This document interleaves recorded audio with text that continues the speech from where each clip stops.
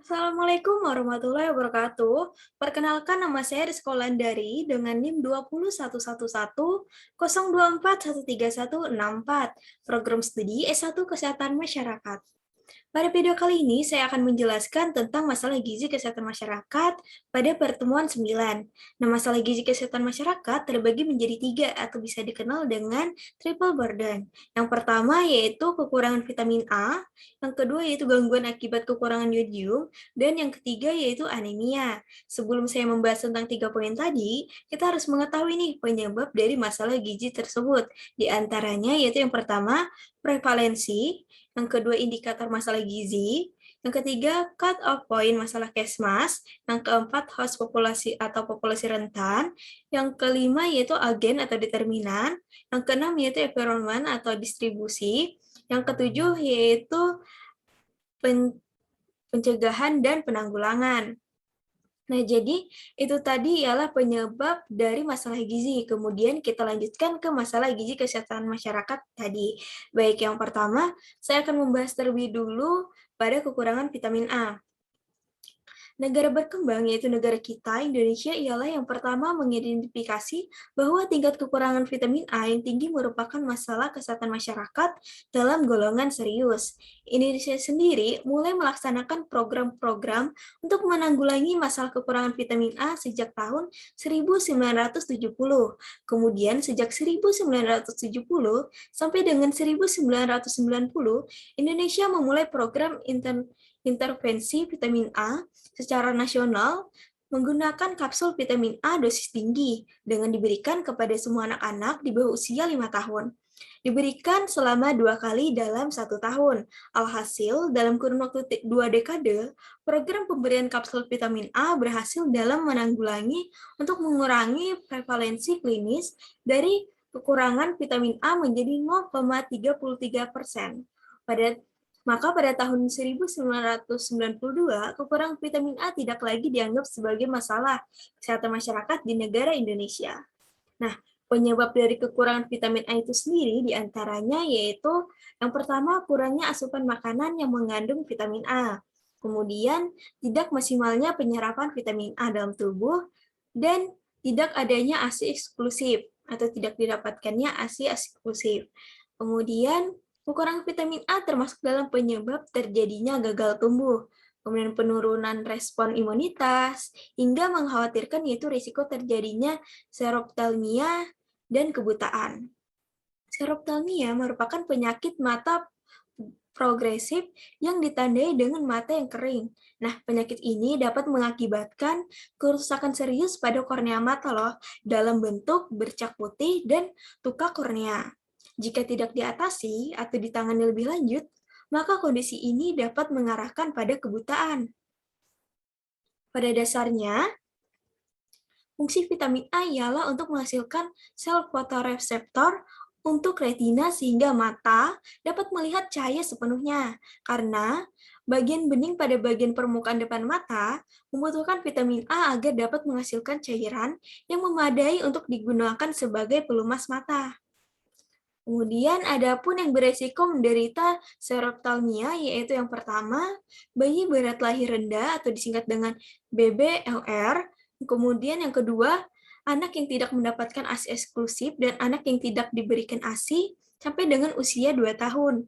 Yang ketiga, yaitu anak yang tidak mendapatkan makanan pendamping ASI yang cukup, baik mutu maupun jumlahnya. Kemudian yang keempat, anak kurang gizi. Kemudian yang kelima, anak yang menderita penyakit infeksi seperti diare, TBC, campak, dan kecacingan. Kemudian yang keenam yaitu anak dari keluarga tidak mampu, dan yang ketujuh yaitu anak yang tinggal di daerah pengungsian, dan yang kedelapan yaitu anak yang tinggal di daerah dengan sumber vitamin A yang kurang, dan adanya pantangan terhadap makanan yang bersumber vitamin A tersebut. Kemudian yang 9 yaitu anak yang tidak mendapatkan kapsul vitamin A dan imunisasi di posyandu maupun puskesmas. Dan yang terakhir yaitu yang ke-10, anak yang kurang atau jarang makan makanan sumber vitamin A. Nah, jadi itu tadi merupakan masalah gizi kesehatan masyarakat yang pertama. Kemudian kita lanjutkan ke masalah yang kedua, yaitu gangguan akibat kekurangan yodium. Gaki atau gangguan akibat kekurangan yodium yang berlangsung lama akan mengganggu fungsi kelenjar tiroid merupakan suatu penyakit yang ditandai dengan terjadinya pembesaran kelenjar tiroid, sehingga secara perlahan-lahan menyebabkan kelenjar ini membesar hingga menyebabkan gondok. Tentunya sudah mengetahui ya penyakit gondok, dan mungkin ada juga nih yang belum mengetahui gondok. Jadi gondok ialah benjolan yang terdapat di bagian leher. Oke, kita lanjut ke klasifikasi grade gondok menurut WHO, yaitu yang pertama, dikatakan normal jika tidak ada gondok. Kemudian yang kedua, grade 1A, untuk gondok yang terdeteksi hanya dengan perabaan dan tidak nampak bahkan ketika leher dibentangkan. Kemudian yang ketiga, grade 1B untuk gondok yang diraba, tetapi kelihatannya hanya saat leher terbentang penuh. Kemudian yang keempat, grade 2 untuk gondok yang terlihat dengan posisi leher normal. Dan yang terakhir yaitu yang kelima, grade 3 untuk gondok yang sangat besar yang dapat terlihat hingga jarak jauh. Kemudian ada pun cara pencegahan gangguan akibat kekurangan yodium. Yang pertama yaitu konsumsi garam beriodium kisaran 20-40 mg yodium atau 34-66 mg kalium yodium per kilogram. Kemudian yang kedua vaksinasi, dan yang ketiga screening awal, yang keempat hindari penderita, dan yang kelima yaitu rajin mencuci tangan. Nah, gangguan kekurangan yodium tadi merupakan masalah kesehatan masyarakat yang kedua. Kemudian kita akan membahas masalah kesehatan masyarakat yang terakhir, atau yang ketiga yaitu anemia defisiensi zat besi. Anemia sering dikenal juga dengan kurang darah. Anemia defisiensi zat besi terjadi di mana kondisi tubuh kekurangan zat besi sehingga jumlah sel darah merah yang tidak dapat berfungsi dengan baik. Penyebab dari anemia yaitu malnutrisi, di mana kurangnya konsumsi zat besi, makanan dan minuman yang menghambat penyerapan zat besi. Thalassemia merupakan kondisi dari penyakit genetik yang membuat pengidap memproduksi hemoglobin yang cacat hingga mudah rusak. Dan yang terakhir yaitu donor darah. Adapun gejala dari anemia dikenal dengan 5L. Apa itu 5L?